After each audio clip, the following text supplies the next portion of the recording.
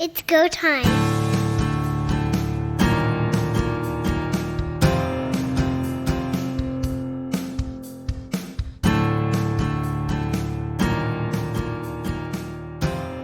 It's time to say goodbye. Welcome everyone to Third Down Gamble. Don Charbon along with Heath Graham. And Heath, on two fronts, we are saying goodbye. Let's get to where we heard the news yesterday that Gary Stern is leaving his responsibilities as Montreal Alouettes. He's still retaining his 25% share in the team, but he is stepping away from the Board of Governors. He's stepping away from day-to-day operations. There's a lot to unpack with this. It was very sudden, and my first reaction is that I am going to miss Gary Stern as the face and voice of the Montreal Alouettes. He has been a fantastic addition to that Board of Governors and to fan engagement from front office of CFL teams. His Twitter presence, though not always the most polished, has been very engaging and very entertaining. I hope that he continues to be a part owner of the Montreal Alouettes. I am not overly optimistic about it, however, with the remaining 75% in the hands of Sid Spiegel's estate. You can't help but think that they're going to start looking for a new owner in Montreal here soon. Really depends on how the estate was set up and what controls were set. It's not a simple process for sure. We remember the David Braley ownership of the Vancouver franchise, the BC Lions, and how that played out, and it took some time before Omar Duman could actually get the paperwork done so that he could become a full-fledged owner of the team, getting it from the estate of David Braley, which was going to maintenance the Lions for as long as it took.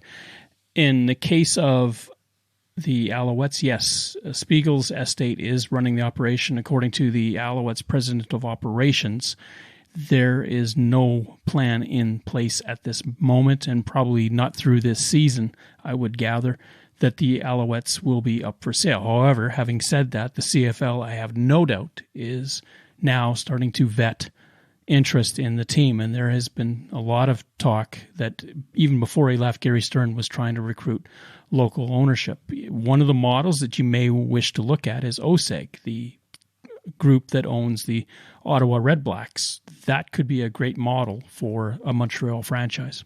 The last thing I want to see is the CFL as a league having to take control of a team again. We know it's always a struggle when that happens, and you lose some of that enthusiasm for the team, I think, when those situations arise. So local ownership for the Montreal Alouettes would be huge, and I hope for the best. And Gary Stern had some interesting comments in his statement about his departure as well, speaking to his close relationship with Sid Spiegel and his family, and how much the sudden passing of Spiegel has really affected him and his family emotionally, and has taken the wind out of the sails a little bit of what they hope to accomplish as Montreal Alouettes owners. Hopefully we get somebody else with the kind of enthusiasm that Gary Stern brought to the CFL in the next group of owners for the Alouettes. It would be awesome if that could happen quickly. It probably will not, because these types of situations do take time. You look at even in the NFL, where it takes a while for ownership groups to get sorted out. Yeah, Sid Spiegel with Crawford Metals, which he had basically started from recycling and went all the way through the gamut of building that into a very prosperous business. There's still that entity around, so certainly the money side of the equation for the Alouettes isn't an issue. The interesting thing to me, there's two parts to this equation. One is that the Alouettes lost maybe upwards of 10 to 11 million in 2021 in that shortened COVID season. The same season, the Rough Riders across the way made 3.1 million. So what is the give and take on all of that? Why is it certain teams can do well and find a way to make money and others don't? There's certainly a best practices issue here that has to be resolved. The other part that has happened, and if you followed Gary Stern on Twitter, you probably are quite aware, is that there was a little bit of a pushback about innovative ideas for the CFL, and he would not move past on whether or not the league should become four down. When you're an owner, you're also a guardian. That's more than a custodian. You're a guardian. You've got that heritage that you've got to protect. And if you start moving too far, you're going to have a strong contingent of CFL fans starting to push back. Absolutely. And we also saw that with Gary Stern and fans when it came to the head coaching change in Montreal, with Kahari Jones being fired and Danny Machocha taking over on the sidelines. Gary Stern was very supportive of Danny Machocha. He took a lot of the animosity and negative comments, I think, towards that whole situation upon himself, and continued to put a positive message out there that the ownership group, the front office, had faith in Danny Machocha. This was a decision that they stood by. And that speaks volumes to me as far as somebody that is taking ownership and is being the face of the franchise, to come out in support in a difficult situation like that as well. Moving across to the second set of goodbyes. The National Football League had cut-down day today. Doesn't mean that everybody that was cut today is not going to be employed in the NFL, but it does mean that a bunch of players that did not make the 53-player roster are going to have much more opportunity to be on a franchise this season. Lots of big names from CFL in the last 5 years are on that list. There are some interesting names out there, and even though we toss these names out, it does not mean they are on their way back to the CFL per se. They can still be assigned to a practice roster or signed by another team. But a couple of really notable and key components of offensive lines were Dakota Shepley, cut loose by the Seattle Seahawks, and Drew DeJarly, cut loose by the New England Patriots. Now, Dakota Shepley most recently was with the Rough Riders in the CFL. Drew DeJarly with the Winnipeg Blue Bombers. We'll see what develops with both of those guys, but I can't help but think those two CFL teams would welcome those guys back with open arms. You can add to that list Jonathan Kongbo, who was also released, and Ryan Hunter. If you want to move to the defensive side, you've got defensive end James Vaughters, who played with the Stampeders, Jesse Lucetta, who was a draft in the CFL. He's been waived by the Arizona Cardinals. You've got Jamal Davis, who was also an Alouette released by the Chargers. There's a lot of name recognition associated with this. And of course, the Jets with maybe the biggest. Yeah, this one speaks volumes to how difficult it is to break onto an NFL roster. Chris Streveler was a standout quarterback in the preseason games with the New York Jets, throwing for over 500 yards and 5 touchdowns in 3 games, leading game-winning drives. The locker room embraced him. The head coach embraced him. And yet, when it comes to cut-down day, Chris Streveler is now on the outside and looking for a job. It's a tough enterprise to find your way through and land. And a tremendous story, of course, is Adam Bighill's story that he recounts about his attempts to make it in the NFL, especially with the New Orleans Saints. It's a very, very, as much as there are 32 teams and 1,500 players, it's still a relatively tight community, and it's still a bit of who you know or where you are from that matters. The CFL has a good, positive reputation, but you still have to get ahead of the guys that were drafted in the first 3 rounds if you want to make a team. Chris Streveler has a couple of years experience in the NFL already in a backup role. So again, a little bit surprising, but at the same time, he hasn't had great success in the NFL. Even his CFL stint didn't really show promising starting quarterback traits, but here he goes in the NFL preseason and absolutely lit things up. And to me, it's baffling that a guy that puts on that kind of display doesn't get a shot as at least the third stringer. Brandon Zylstra, who spent time with the Edmonton franchise in years gone by, has bounced around from Minnesota to Carolina. Now his receiving days in the NFL may be over, and does he warrant a look back with Edmonton? My question, I guess, for Edmonton is, do they have any money left under the cap to bring anybody else in? They might be sitting in a pretty tough situation there, and I don't think that the receiving core has necessarily been the issue this year either. So if I'm the Edmonton Elks, I don't know that a another receiver is the best place to spend any money you might have left. We'll see what transpires there. One more name I'm going to throw out without any CFL experience is Christian Covington, defensive lineman, who has 98 NFL games played, was a 2015 BC Lions draft pick, and is the son of CFL Hall of Famer Grover Covington. Interesting to see if this is the end of the road in the NFL for him, if he draws any interest up here. At 28, I think he's almost at that tipping point of being too old, if you can ever say that about a 20-something. And if they're going to move on from him, then I kind of think at that age, the CFL, he's still got 5, 8, 10 years left in him. He probably would be coveted by the league, especially with that pedigree of his father, Grover Covington, probably one of the, if not the best defensive lineman of all time in this league. If he's got anything that his dad had, there's going to be interest. It's a tough day. I mean, Dakota Shepley, I think this is the second or third time that he's tried to get a job with the NFL, and he seems to always get to the final cut, and then he's shipped out again. Yeah, we'll see if he gets any more interest, but he, much like Braden Lenius, has re-signed with the Saskatchewan Roughriders. We'll see if Dakota Shepley is in the same situation. I strongly believe that the Roughriders could use some help in shoring up that offensive line. So if he's interested in coming back, I'm sure the Roughriders are interested in welcoming him back.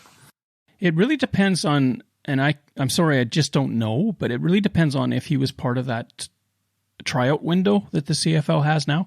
If he was signed with the Roughriders and then went to that tryout window and got an opportunity, then yes, he has to come back to the Roughriders, as Devonte Deadman did with the Ottawa Redblacks. If you don't have that, in other words, he was a free agent going into the winter, then he could wind up anywhere, and he might, for all we know, wind up with the Lions, the Elks, the Stampeders. Just depends on who's got money left in the budget to sign somebody like that. And this is one of the things that I think maybe people have to get their head wrapped around. It's one thing to think, oh, wow, this guy is available. Wouldn't that person help our team? But you've got to have a general manager that's had enough wherewithal, and some to a greater or lesser degree, have money left over after training camps, after making roster changes early in the season, that they can still sign a big name FA.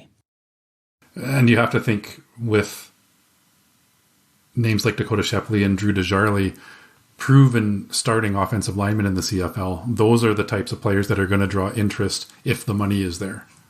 It'll be good for the overall situation if Shepley could land back in the CFL. I know the Roughriders would be interested, but I'm sure 8 other teams wouldn't scoff at him being in their lineup. Now, let's move over. The home front. Typically a place, when you call it home, it's your safe place. It's your place that you feel the most comfort. And yet, in the CFL this year, that's not been the case. 25 of 46 games have been won by the road team. Only 4 teams have winning records at home. To take this further, 2 teams in this season have yet to win at home. Every team has lost at home. That is an interesting stat, and one of the big ones we saw the Blue Bombers' home winning streak end a couple of weeks ago. They're a team that has not lost on the road yet this season, so they are partially responsible for that skewed statistic. Edmonton and Ottawa are the real challenges, and it's interesting that each has now won in the other team's stadium yet again, and both have struggled to win at home. It's something that I certainly didn't see coming. I thought certainly Edmonton was going to end that home losing streak. Last week was their best opportunity, and Ottawa turned the tables on them and came into Commonwealth Stadium and took control of that game. Just goes to show, though, that maybe home cooking isn't what it used to be. And I'm beginning to wonder, even in the situation of the BC Lions, who had a huge crowd to watch them take on the Rough Riders, I wonder if there's more nerves when you've got more eyes looking at you at home, where on the road, you're away from that. I don't necessarily buy into that. I think this speaks volumes to the parity of the CFL, that teams are quite capable of winning on the road in their opposition stadiums. There are some stadiums that are notably tough places for the road teams to play. At the top of that list would be Calgary, Regina, and Winnipeg, are all generally favoring the home team by a reasonable margin in their season wins and losses. Saskatchewan has certainly struggled at home this year. They had a couple of big losses to the BC Lions. The Toronto Argonauts came into Regina and won there as well. So a little bit of that luster is off at Mosaic Stadium. This whole narrative that the East is this weak, also-ran division continues to be proven wrong when you take road teams from the East coming West and beating some very, very tough West teams. And hopefully it takes away some of that opinion that the West is predominantly stronger than the East. I mean, the records dictate right now that, yes, generally the West teams are a bit better, but it is a tighter race than we give it credit for. Now that the East is starting to beat the West and those numbers start to even up a little bit, it does justify that the East and West, there is a parity. Winnipeg did something a little bit different, although it's not totally unexpected, but 3 global players dressed against the Stampeders. Is this something that was a one-off? Is this something that we're going to start to see more and more as global players become stronger at their position? I call this one embracing the initiative. The Bombers have stood out over the last couple of seasons as the team that has had the most success with a global player in a non-kicking role. And again, we saw this past week, Les Moreau has been a prominent player, usually used on special teams, but has stepped up in the absence of Kyrie Wilson, who's gone down with a leg injury. Theodric Hansen, another menace on special teams, but also rotates in regularly on that defensive line, does not look out of place. And they also dressed offensive lineman Tomoya Makino this week from Japan. I don't know if he saw any game action against the Stampeders, but he was dressing on the sideline. So it's great to see at least one team that is looking at this as an opportunity to develop talent and not just something that they have to do. And we've seen some other teams guilty of grabbing a punter or a place kicker as a global draft pick, and that's the guy they seem to focus on. But Winnipeg seems to have really taken this in stride and thought, how can we improve our team and take advantage of this? And this is a great success story. It is a refreshing look at how CFL 2.0, which was the global initiative, could actually enhance not only the game across the world, but also bring quality players to the league. There always is a rebuff from traditionalists who say that this isn't going to work. Clearly, the Blue Bombers have shown it can and it will. It is a great sort of marker to point to and say, if you're the Tiger Cats or if you're the Alouettes, Lions, whatever, that this is a possibility. Not only is it great for the game, but it's going to be great for marketing and other things that the league wants to do too. You don't have to necessarily countenance that as a GM or a coach, but it doesn't hurt. Certainly, and the big news in this one was Moreau and Makino both play in the X League, which is a Japanese professional league. So a real nod to that league and the program and player development that they have going for them. And you have to see this as a real positive. Hopefully this news has reached back to football fans in Japan that, hey, there's a successful defending championship football team that has 2 of our guys signed and dressing in games. That's huge. And we talk about growth and attracting new fans. And this is a great way to get some more eyeballs from around the world on the CFL and celebrate those successes. Another way that this develops is that in those communities where those teams are, when word gets back or they get to watch CFL games, that they see their local talent on the field, that generates more interest for other people to say, that's a possibility for me as well. I want to take up this game. And it gets more and more people involved on the playing side, the coaching side. That is just nothing but positive. And I guess the next big step would be one of these players getting a look in the NFL. I don't know if we're quite there yet with the talent pool, but certainly as you start to build this kind of program and this kind of initiative, you start to see some of the success of these guys, and maybe that grows the global audience. And we've seen international kickers have success in the NFL as we have in the CFL, but maybe it's time for some position players to start to creep in there a little bit as well. It's been a traditional road for an international player, if you want to be in the NFL, that you have to go to an American college and get your tutelage there before you make it to the NFL. That has happened for a few players, but for somebody from a different league altogether, I'm not aware of anybody that's made the jump. Not yet. That day will come. Second down. Over 30,000 were in Winnipeg to watch the Winnipeg Blue Bombers start Week 12 off against the Calgary Stampeders. The Bombers hanging on and winning 31-29. Jake Mayer going all the way at quarterback for the Calgary Stampeders, 23 of 28 for 294 yards, 3 touchdowns. Zach Collaros, 19 of 26, another good day at the office, 294 yards, 2 TDs, but 2 picks. Dakota Prukop, 1 of 1 for 10 yards and a touchdown pass. Another great game between these two. I would say the leading candidate for game of the season still would be Week 10, BC and Calgary in that thriller, but all 3 games between Winnipeg and Calgary this season have been right down to the wire, really exciting, and a real showcase for what a CFL game can be. This one was certainly the match of their previous 2 games.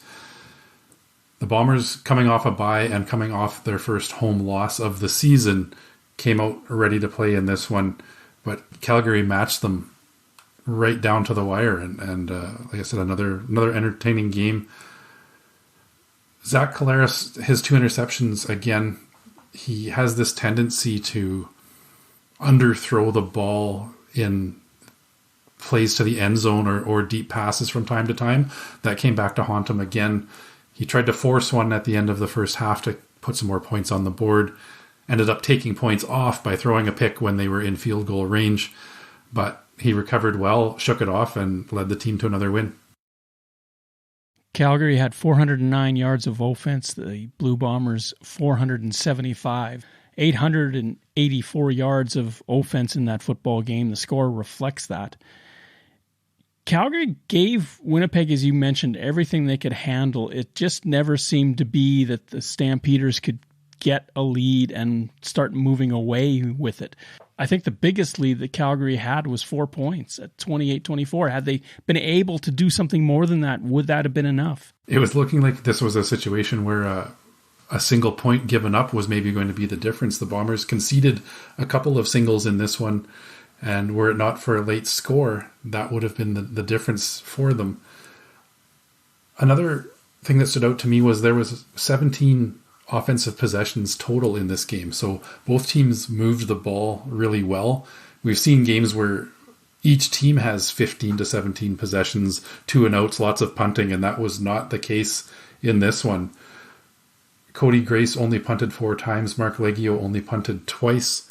So a real ball control and sustained offense on display in this one. One of the biggest surprises was Winnipeg's defense missed a lot of tackles, which you don't see very often. And that led to the Stampeders' ability to drive down the field on several occasions. For the Blue Bombers, it was their first sweep of the Stampeders in a given season since, I think, 1987, if I'm not mistaken. Winnipeg, with 1 loss in the season now, moves further ahead into first in the West, and they're almost to the point on this Labor Day weekend where if they win, they're probably locked into a playoff spot no matter what happens. I believe there is a chance mathematically with a Blue Bombers victory that they could secure at no worse a crossover because they have pulled so much further ahead of the teams in the East. And with a loss by the BC Lions, you start counting in the loss column as opposed to the win column, and they've pulled a little bit further ahead in clinching another West Division title. We move across to Toronto and the Friday game between the Tiger Cats and the Argonauts. Hamilton again started strong, actually led 16-10 at halftime. But interceptions, the bane of Dane Evans' existence, those along with fumbles, have proved costly, and they did so again in this football game. Evans, 19 of 30, 244 yards, but 3 interceptions. McLeod Bethel Thompson for the Argonauts, 19 of 32, 258, 3 TDs, and 1 interception. Jamal Lewis, 3 picks off of Evans. 1 goes back for a score to put the game away. Matthew Schiltz, 13 of 15, 144 yards and a touchdown. He was moving that offense quite well. Unfortunately, he went down with a wrist injury, and it looks like he will miss 4 to 6 weeks because of that injury, which is a real tough situation for the Tiger Cats. And it leaves a lot of question marks about that quarterback situation. Dane Evans has now thrown 13 interceptions to 10 touchdowns and has also lost 6 fumbles. Early in the season, I was looking at a lot of those interceptions that were tipped balls that went out of the hands of the receivers, situations like that. But this past week against the Argonauts, those interceptions and that fumble were all on Dane Evans. He tried to muscle one out of bounds when he was being tackled, laid it up there for a pick, and the other 2 were well played by Toronto's defense, don't get me wrong, but they were poor attempts by Dane Evans. Toronto's attendance, again, continuing to climb, almost 15,000 at this football game. The Argos, though, have had their preponderance of home dates already played. They've only got 2 more left after Friday's contest, so they're going to have to do a lot of their hard work and heavy slogging on the road. One of the keys for the Argonauts is trying to reestablish a running game after the loss of Andrew Harris. We saw AJ Ouellette in the last couple of games be the number 1 running back, but in this contest he had 6 carries for 16 yards, and that's not going to cut it in reestablishing a running game. The 37-20 win puts Toronto free and clear again into first place in the East. That's something they wanted to have coming out of this. Again, they've got the Tiger Cats on the last of these 4 games in 5 weeks. We'll get into that when we get into our picks for next week. Moving on to the late game on Friday night, the British Columbia Lions hosted the Saskatchewan Roughriders. Huge crowd in BC, over 23,000. I was at the game. The BC place was rocking. What a festive atmosphere. I would highly recommend, if you're in Vancouver and the Lions are at home, go to a game. It's a lot of fun to be at BC Place. The Roughriders, who had lost twice to BC in Regina, turn the tables and defeat the Lions in Vancouver 23-16. Cody Fajardo gets the start, goes all the way for Saskatchewan. 19 of 24, 321 yards, 2 touchdowns. For the Lions, unfortunately, Michael O'Connor, 6 of 15 for 94 yards, but went out with a groin injury in the first half. Antonio Pipkin, who really hasn't played much, 9 of 17 for 112 yards. He did throw 1 touchdown pass. This was a night that Cody Fajardo needed. There was some question marks in Regina as to his ability and his health. He kind of put that to bed for 1 week anyway, with a big night, 320 yards and 2 touchdowns. Frankie Hickson, 129 yards rushing for the Rough Riders as well. And this is something that we have seen a decline in general across the league this year. So 129 yards is a big night for a running back. He looked great out there, had an 8.6 average and a 22-yard run that he reeled off. A solid night for him. The BC Lions are going to need to figure out how to run that offense without Nathan Rourke. Michael O'Connor might be ready this week. He may miss 1 more game. We'll see what happens there, but they have some question marks. Both him and Antonio Pipkin had some flashes where they looked quite good and quite comfortable running that offense, and they had some other situations where they did not look so good. So with that start that the Lions have had to the season, they need to get this sorted out to continue that success and push for a playoff spot. Okay, and Schaefer Baker, 170 yards and a touchdown. One of the big plays for him, a tip ball off the hands of Marcus Sales that he caught. The other big play for him, of course, was Saskatchewan reading a blitz. Safety was out of the picture. Cody Fajardo saw it, and Schaefer Baker was open over the middle and took it to the house. The Rough Riders in the fourth quarter finally looked like they knew how to put a game away, even though they didn't score, which has been a hallmark of their season, it seems like, in the fourth quarter. Saskatchewan's defense played quite well in this one as well. One roughing the passer call that came up led to Michael O'Connor's injury. Darnell Sankey, charged with roughing the passer, seemed to have almost picked up O'Connor as he followed through on the tackle and drove him into the turf. We know from previous games that it's that follow through that will get the flag. That was the case in this one. Unfortunately for the BC Lions, it was the play that seems to have injured Michael O'Connor as well. I'm wondering if O'Connor actually got hurt just before that when Larry Dean got him, because when Larry Dean pulled him, O'Connor sort of had his legs staggered. O'Connor looked a little nervous starting. The crowd was very into the game. They were so excited. The team was on a huge winning streak. Of course, there's always an uptick when the Rough Riders are on the road. Wherever they are, there's a lot of green that follows. It seemed like O'Connor was just a little bit nervous in that first drive. Then he settled down, and unfortunately, he just didn't have enough game time to make it matter. Now, you mentioned that the Lions have time. Of course, they've got the bye coming up this week. They don't play again until after Labor Day, so that's going to help get some healing time in for O'Connor. The one, I would say, happy, sad moment in the game was there was a photo flashed on the big screen of Nathan Rourke in a hospital bed waving to the crowd. I just have so much sympathy for. I just wish that didn't happen and we'd still be seeing what this phenom would be doing this season. Great to see that the surgery was a success. They talked a bit about the orthopedic surgeon that conducted the surgery on air as well. So nice to see some of those behind the scenes guys get a shout out, and hoping for a very speedy recovery and a successful recovery for Nathan Rourke. I think it's a push to get him back on the field this season. It's going to be a long time before he can bear weight and start that rehab process. If he makes it back, more power to him. But I certainly hope that he fully recovers and we get to see more of that magic.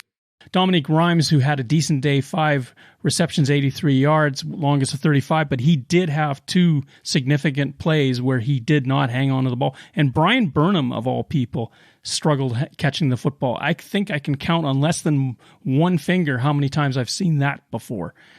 The Lions really looked out of sorts. Their defense was fine, but they just didn't have an answer. When O'Connor went down, Pipkin, you could see that he just hadn't run the first team offense. On Saturday night, the Ottawa Redblacks were in Edmonton for the rematch between the Elks and the Redblacks. Of course, Edmonton had throttled Ottawa in the second half of the last game and walked away with the win.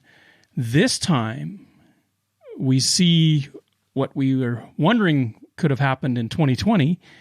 Nick Arbuckle starting as quarterback for the Ottawa Redblacks. 21 of 32, 219 yards, no other stats to speak of. Caleb Evans came in for 1 pass, 33 yards. Taylor Cornelius, 14 of 37 for 287. It's not often that you have those kind of numbers and still have a big yardage day. Through 1 interception, Elks taken out 25 to 18 by the Redblacks. The Redblacks used a huge first half, leading 20-3 at halftime, to really vault out to a big enough lead that they could manage to hang on to it in the second half.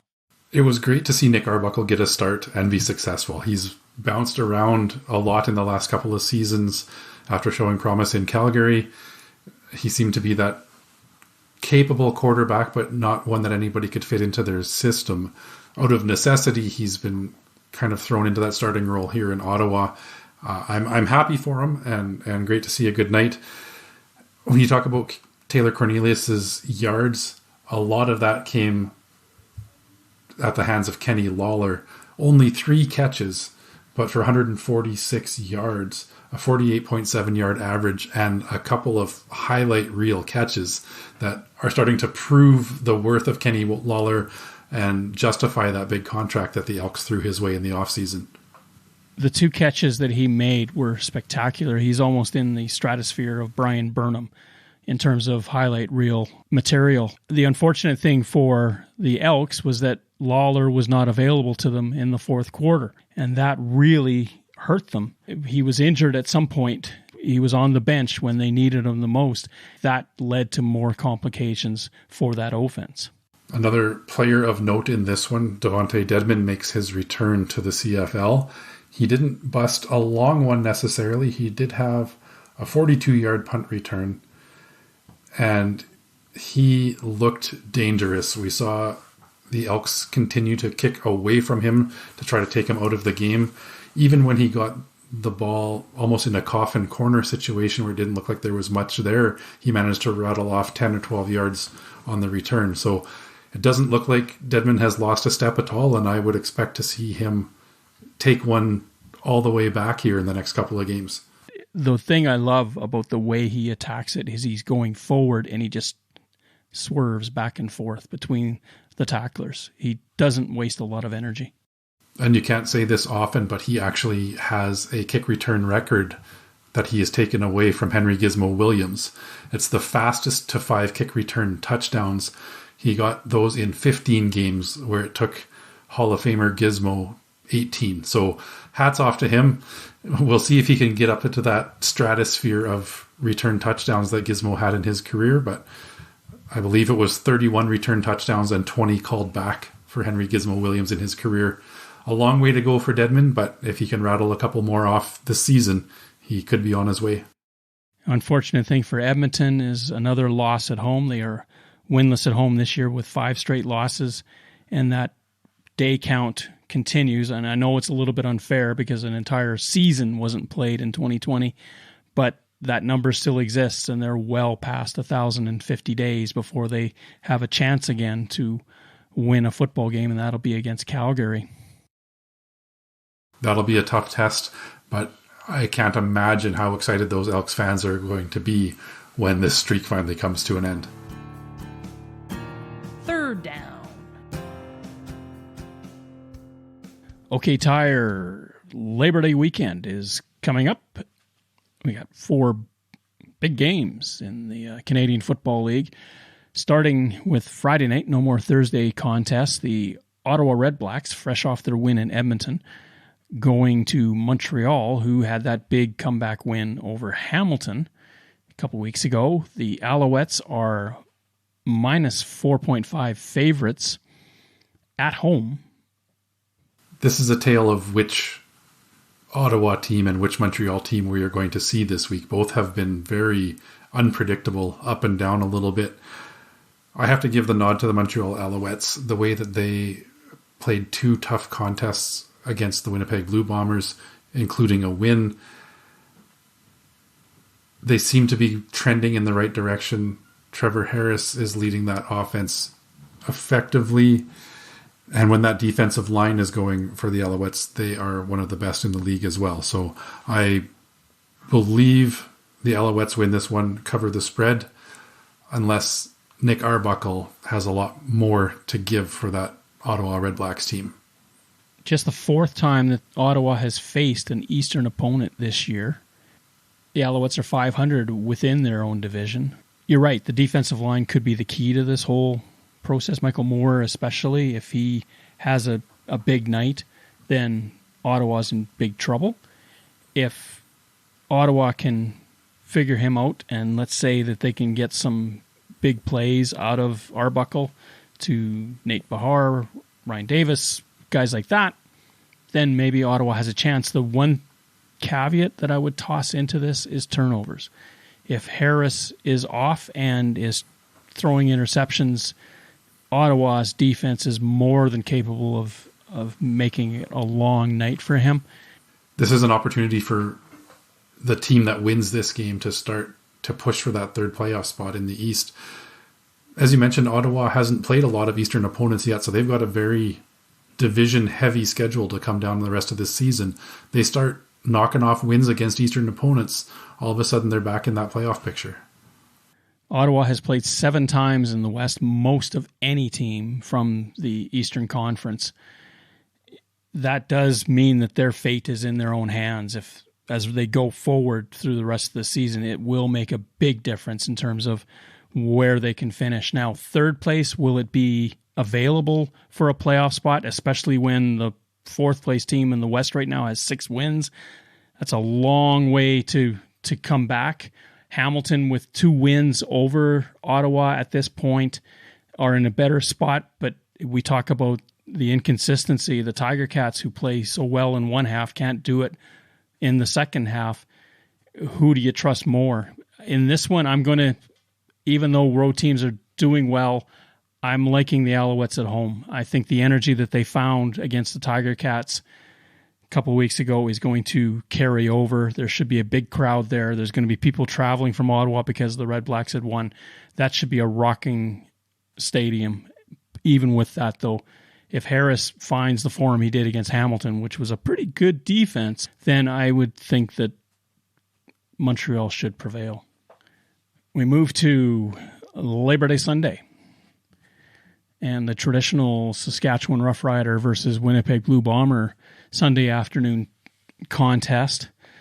The Riders have had the preponderance of wins in this game, but the Bombers have won the last 2.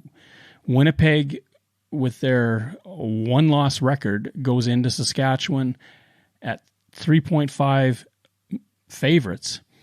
Some will say you can't trust anything going into Labor Day because even a 0-10 Rough Rider team could take out a 10-0 Blue Bomber team. That's the mythology. How does it play out? Labor Day in Saskatchewan is absolutely one of the wild cards in the CFL. Winnipeg seems to have figured out how to win at Mosaic. However, they've had some success in the playoffs and the Labor Day games over these last few seasons. I made a vow a couple of weeks ago to no longer doubt Zach Collaros. If Zach starts, I pick the Bombers to win. Even though I've come out of Labor Day games disappointed in the past, I am going to stick to my guns. I'm going to pick the Winnipeg Blue Bombers in this one, and they will cover the 3.5-point spread. On the Rough Rider side of the equation, Shaq Evans, I'm not sure if he's going to be in this game or not. He was available against BC. They chose not to dress him. Dakil Williams should be back in the lineup. That will open up that Rough Riders offense. If Fajardo has found some revitalized energy, then that knee holds up. That's going to be the biggest question, because if that Blue Bomber defensive line, Jefferson or Jeffcoat, get through to him, how does he take a hit? That could really dictate how the Rough Riders play.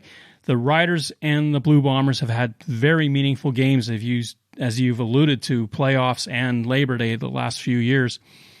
Saskatchewan, I think, has a bit of an axe to grind against the Blue Bombers because of the Western Final and the Western Semifinal. I'm looking for the Rough Riders probably to have enough motivation to win this football game, just because it's at home, just because it's a sold-out Mosaic Stadium, and it's going to be boiling hot that afternoon. The Riders are in the shade. The Blue Bombers are in the sun on the opposite side. That's why I'm picking the Rough Riders. I think the Blue Bombers may wilt. Rough Riders receiving core is the difference maker in this one. Absolutely, if Fajardo can find time to get them the ball. They've got some pieces coming back into that lineup that could be pretty dangerous on offense. Monday, 4th and final meeting, at least in the regular season, between the Toronto Argonauts and the Hamilton Tiger Cats. Now, this game traditionally sells out in Steeltown. The record for the Tiger Cats is not lending itself to a lot of enthusiasm. However, there is going to be a huge crowd at Tim Hortons. The Ticats are minus 1.5 favorites. Of course, they had lost to Toronto, then won the last time these two met. Here's the same scenario again. Dane Evans went out in front of everybody and said, the reason why we're losing, it's because of me. I can't make these mistakes. Wonderful leadership, owning it, fantastic. But mentally, he's got to find a way to get past all that and become the on-field leader that he was in 2019. I don't think I've had much success in picking winners in this Toronto-Hamilton 3-game series thus far. I was successful last week picking the Toronto Argonauts to win, and I'm going to stick with that and pick them yet again to come into Hamilton and win this one. I believe the loss of Matthew Schultz is a hit to the Hamilton Tiger Cats. They seem to be a little bit in disarray on offense, and Dane Evans is struggling. I hope he turns it around, but this week for the Labor Day Classic, I'm sticking with the Argonauts. Tiger Cats at home are 3-2. The Argos on the road are 1-2. Not a huge sample size for the Argonauts on the road. This is a very short trip. If you're not familiar with Toronto and Hamilton, we call it the 401 or the QEW rivalry, but the two teams are literally 50 minutes apart if you drive the distance between the two. So there's a lot of animosity between the two centers built in. And the fact that this is the fourth time that they've met in 5 weeks, wouldn't be surprised at all if there's some misconducts in this game just because they're sick of looking at each other. Question in my mind is which McLeod Bethel Thompson we're going to see, the one that pulled it out against the Tiger Cats last week or the one that got them in the big hole against the Tiger Cats last week. He's such an enigma, but if he is on from the start, I've always argued this, if McLeod Bethel Thompson, he seems like this great machine that has to get rolling, and once he gets going, then he's okay, but if he can speed that process up, maybe go to electric start or something, he could help his Argonauts if they can get out in front. What might be really interesting in this one is if Hamilton jumps out to a lead. The Argonauts have the edge in the season series right now. They're a plus 24 in points. So in order for the Tiger Cats to win that season series, they're going to have to win by 25. If that offense starts firing, you want to see chippy, a blowout game where Hamilton continues to try to push for points to win that season series. Things could get ugly. It makes for a very interesting situation if the Tiger Cats, say, are up 14 going into the fourth quarter. What do? You don't want to sit on it. You want to do something with that lead. 11 more points is on the table. Go for it. I'm leaning towards the Tiger Cats at home just because it's Labor Day, just because the Tiger Cats always seem to win Labor Day, and there's so much at stake. This is kind of Dane Evans' litmus test. If he's going to be the starter the rest of the way, he has to prove himself. I don't think the patience is there anymore. The one thing that maybe buys him time, unfortunately, is Matthew Schultz not being available, but don't be surprised if the Tiger Cats start looking for another quarterback if Evans doesn't perform well on Monday afternoon. Edmonton Elks are in Calgary. Calgary is 12.5 favorites going into this contest. That's almost Winnipeg Blue Bomber territory. A lot of faith, I guess, being put in to Jake Mayer. Traditionally, this game, Calgary wins at McMahon Stadium. There should be a big crowd at McMahon Stadium. It should be boisterous, as all these Labor Day games are. It's the sort of the turnaround weekend for the CFL where everybody's been building, and now this is sort of it. You got your rivalry game on the big weekend, and then you've got to vault forward to start moving towards the playoffs.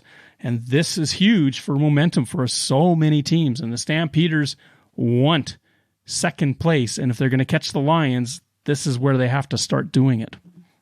I love Labor Day Classic weekend. It's so unpredictable. You mentioned Calgary does have the edge and tends to win these games at home, but anything can happen. My biggest concern is the 12.5 points. I can't give 12.5 points away in a Labor Day Classic game. I believe the Stampeders win this one. I think Edmonton keeps it close enough that they beat the spread. The question will come down to Taylor Cornelius and how effective he is against that Calgary defense. The Stampeders now have had a couple of weeks without the middle of that defense being available to the Stampeders. Still have a very strong defensive line. The 12.5, not a big fan of that. We're recording course on Tuesday. Probably by Sunday or even Monday morning, that may be coming down, depending on what players Chris Jones has brought into the Elks locker room. But Yeah, Calgary to win 12.5. That means 2 touchdowns, basically. That's a big win. Okay, I'll go for it.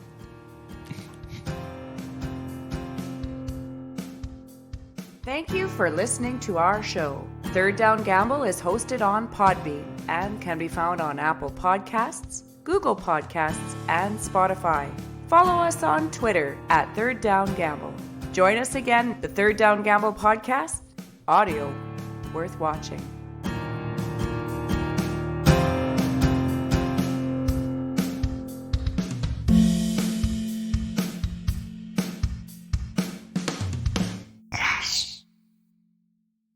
Third Down Gamble uses the expert resources provided by Canadian Football League player and game statistics for analytics, game notes, and statistics, and 3downnation.com for news, insight, and in-depth analysis.